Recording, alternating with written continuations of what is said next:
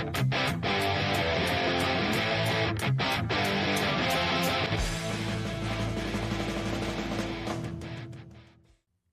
what's up, everybody? Welcome to a brand new episode of the Man Cave Podcast. Dan Casper here with you. A couple housekeeping notes. As usual, if you don't mind, give us a quick follow on Apple, Spotify, wherever you listen to your podcast. 5-star rating, positive review, because that helps the computer warlords, algorithms out there spread the word, the good word of the Man Cave Podcast to everybody out there. And don't forget to follow the YouTube channel as well.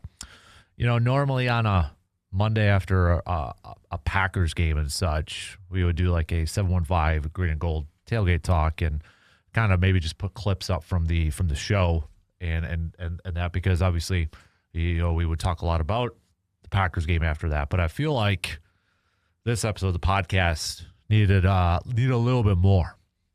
Needed to be a little bit more, you know, not just a rehash or a replay from the show, because obviously, if you are a Packers fan, yesterday, Sunday, was a tough day. Not only a loss to the Denver Broncos, not only because Green Bay's not in first place in their division anymore, they're looking back up to Chicago, and now you got to play Chicago in Chicago on Saturday.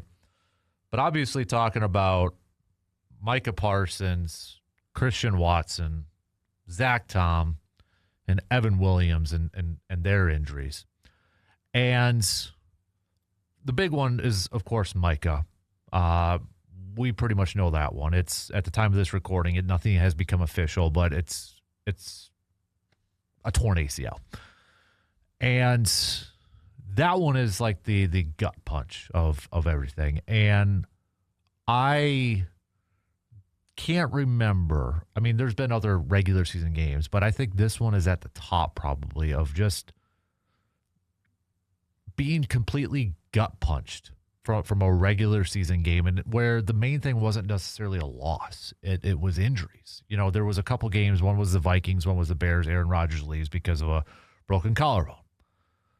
And obviously those were gut punching games, right? But this one, it was just like, it was Watson, it was Tom, and then it was Micah. It can't be Micah if it's, Jordan Love and Micah are like the two players that you never want to see get hurt. The quarterback and your star all-pro defensive player.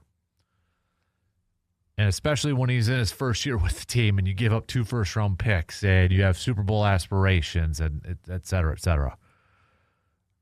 So it was a huge gut punch. I mean, I don't know how else to necessarily describe that feeling I had, or maybe any other Packers fans out there. Just a straight up gut punch. And you throw in the Watson one. I know the Watson injury happened first, and now we're getting some more news about Watson that maybe it's not as bad, and God forbid he might even be able to play this weekend as some people. So I mean, you got that positive such and that, but it was a weird, kind of exhausting day. And I don't want to sound so dramatic or anything like that, but it was I don't know if I've really experienced as a Packers fan, as a football fan, a day like Sunday with all the injuries. I'm going to get on a little bit of a soapbox though, because there was way too many. One is too many, but there were way too many Packers fans after that game pointing the finger at Jordan Love and Matt LaFleur for losing that football game. Shut up. Okay, I'm sorry if you get upset with that take, or sorry if I offended you, but stop. Jordan Love was not a reason Green Bay lost that game. Matt LaFleur was not a reason they lost that game. Say what you want about the second half offensive performance. Was it good? No. Was it straight because it was Jordan Love's fault or Matt LaFleur's fault? No. And if you believe that, all you're doing is box score scouting, and I don't even think you watched the football game or even know what happened in that football game. Losing your top offensive lineman in Zach Tom against the best pressure defense in the entire National Football League. Losing your number one wide receiver target who does more for your offense than what shows up in the stat sheet is going to have an effect on the game. To say it shouldn't or to say it doesn't, you are lying to yourself. And you're just straight up looking for a reason, any reason, to point the finger at Jordan Love and to put the blame on him.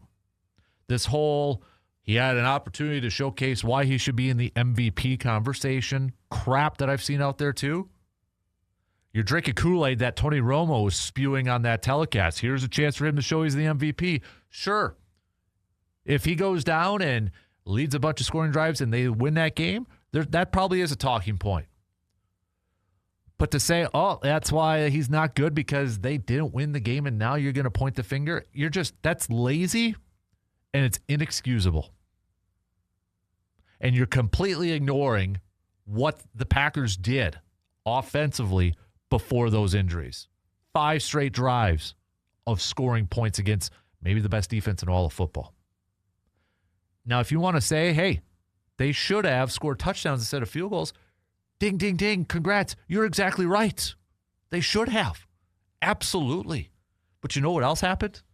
Stupid penalties by Rasheed Walker, pre-snap penalties, again, taking one step forward, and players on the offensive line or a tight end not getting set, making the team take 2 steps back. It's not Jordan Love. It's not Matt LaFleur. He can't hold their hand out there. Accountability. Players. Accountability. Inexcusable that it's still happening from those players at this point in time. I get it. You're on the road. Snap count and that might be a little hard, but come on. RPO one where you have an illegal man down the field. Okay, that one's tough for offensive linemen. I understand that. But it was not a good day at the office for Rasheed Walker. You might as well at some point start the Jordan Morgan tenure at left tackle. It's trending that way. But the amount of fans after that game, I don't know if it's just grieving process where you're just like, you're going through the stages of, bargaining where you got to put the blame on something. And so the quarterback and the head coach is the easy target. I don't know if that's the case, but you need to get to the stage of acceptance right now. And the stage of acceptance is the way this team gets to the postseason without Micah is because of Jordan Love. That's facts. And if you want to completely ignore what they did in the first half, what they did before those injuries, and just use the last quarter and a half as your reasoning, you're just a hater. And you're just looking for reasons to say, hey, told you that's why Jordan Love wasn't going to be good. It's okay to say you were wrong. I was wrong about Jordan Love. I hated the pick. But I don't know. I don't know if any other fan bases are like this. But yesterday, for some, was the example of why so many fans get sick and tired of Packers fans and why so many Packers fans get sick and tired of Packers fans is because of logic like blaming Jordan Love for the loss. That right there, you are showcasing why people have problems with you. You are showcasing why so many fans of the same team have so much infighting. Again, I don't know if it's like this with any other fan base. I'm sure there is to a degree. But being a Packers fan and being in the middle of it all, it was embarrassing. Jordan Love is not the reason they lost. To say he was awful, you're not watching. You're not watching that ridiculous throw he had to Romeo Doubs. You're not watching the ridiculous throw to Josh Jacobs. You're not paying attention. You're looking for the negative stuff. Now, I'll admit, after the game, I had the mindset, I'm like, we're cooked. Season's done. Season's over with. It's hard not to have that cross your mind, okay? Again, stages of grief. But after taking a step back and just kind of taking a breath a little bit, it's not done. Has the mountain gotten a lot tougher or a lot steeper, a lot more difficult? Hell yes, it has. There's no question. We can sit there and say, next man up. No excuses. But there's a point to when injuries affect some of your best players and the amount of injuries and at certain positions, it's going to have an effect. So yes, it'll be next man up. But let's not kid ourselves. This is an uphill battle. And I'm sure there's going to be more people saying, well, they did it in 2010 with all their injuries. Yeah, they had a lot of guys injured. Jermichael Finley, Mark Tauscher, Nick Barnett, Morgan Burnett, second year Morgan Burnett, rookie year, second year Morgan Burnett, somewhere around there. But I would argue that 2010 team, the Super Bowl 45 team, up until the Super Bowl didn't have major injuries to core guys, key guys. Charles Woodson, Aaron Rodgers missed, a game with a concussion, but it wasn't out a long stretch.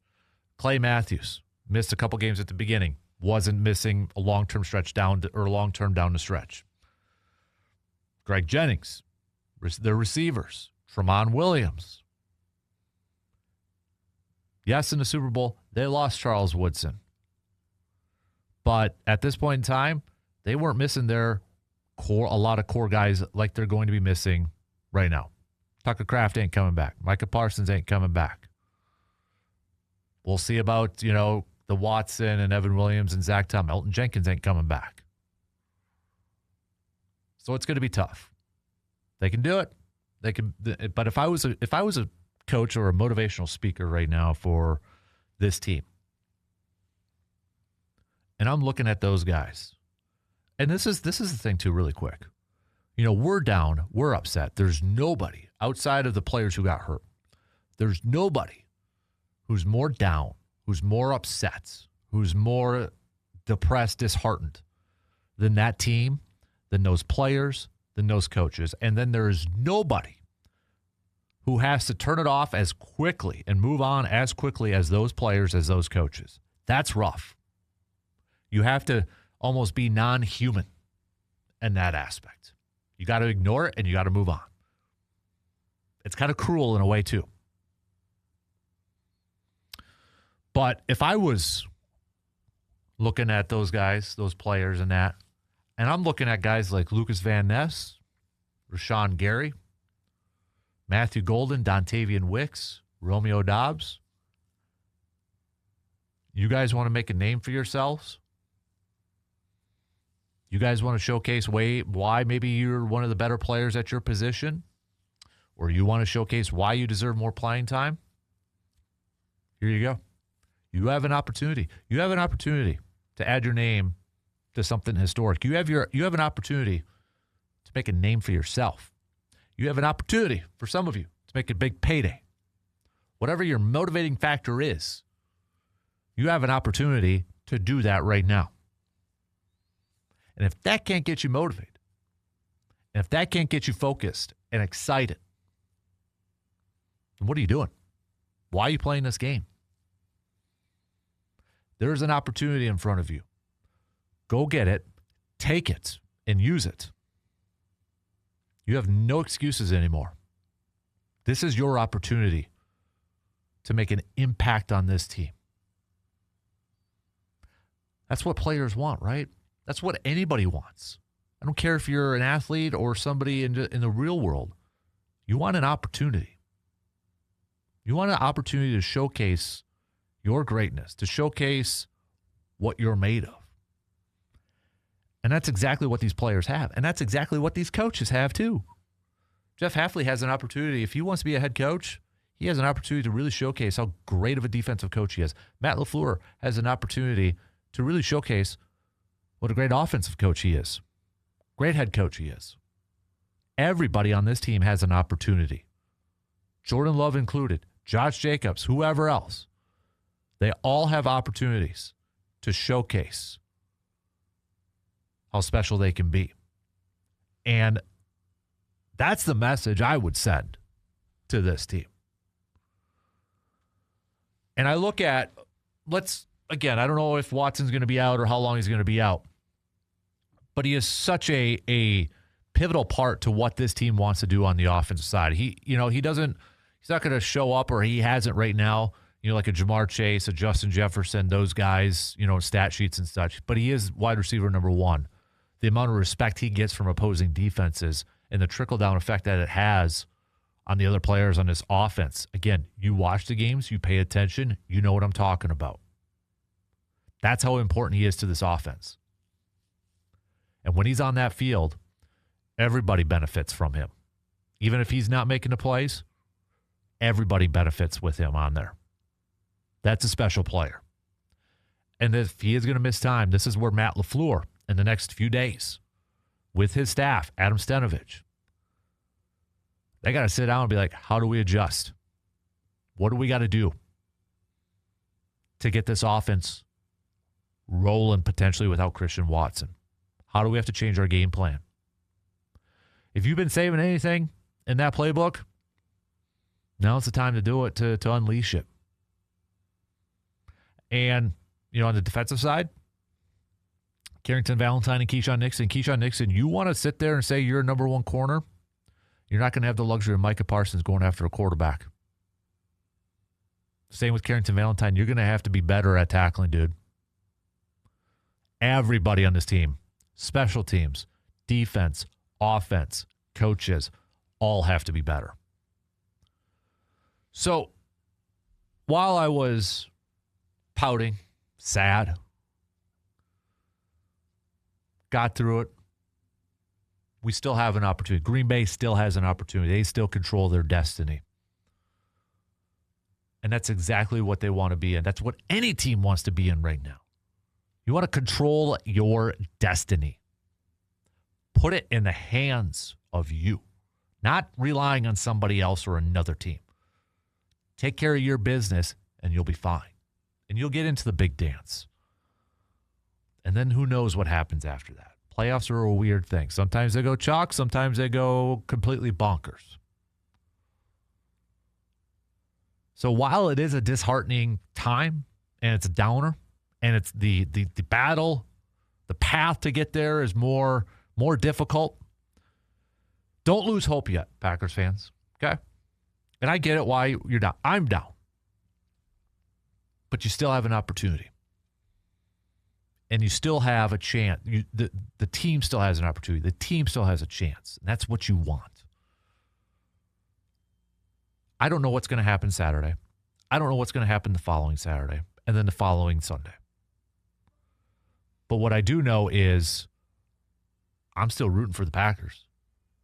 And I've got confidence in Jordan Love, Josh Jacobs, and some of those guys to be able to bring it, to play at a high level. And what has me excited, nervous at the same time too, but what has me excited is to see these players rise to the challenge. Because this is an opportunity for them. And I'm nervous because I don't know if I fully trust them yet, but I'm excited to see their opportunity. So I implore you, Packers fans, don't abandon ship. Okay? Don't abandon ship. Stop finger pointing and pointing the blame. Come together as a fan base. Whether you're a Jordan Love fan, whether you're a believer or not, or a Matt LaFleur, put that to the side right now. Okay? Come together. Group together. We got 3 weeks left in the regular season. We need everybody to stick together to get this thing to the postseason, okay? And it starts Saturday against Chicago. Got to get it done. One game at a time. I'm nervous, but I'm a little intrigued, and I'm a little excited. I feel a lot better about Micah being out there, and I feel a lot better about a healthy Christian Watson and a Zach Tom, Evan Williams, no question about it. But the unknown, that's what makes sports exciting too. And to be a sports fan, like I was even thinking this, I'm like, why am I a sports fan? Just because there's so much heartache. We're a sports fan because of when the great moments are there or when the good moments are there, they're awesome, right? I mean, they're fantastic. That feeling is just so awesome. But you got to take the pain with it. You got to take the heartache with it too. The glory is amazing. But you got to take the heartbreak with it too. It's a package deal. And the thing about sports is we can debate it. We can ponder about it. We can have our predictions on how we think it's going to go, but it gets settled on the field. It gets settled on the court. That's what's amazing about sports. That's going to do it for us on this episode of the Man Cave Podcast. Keeping it a little bit short here, but I wanted to get some more natural thoughts. I don't know if that's the right way to say it, but I didn't want to replay clips and all that sort of stuff. So until next time, I'm Dan Casper. We'll catch you on the next episode of the Man Cave Podcast.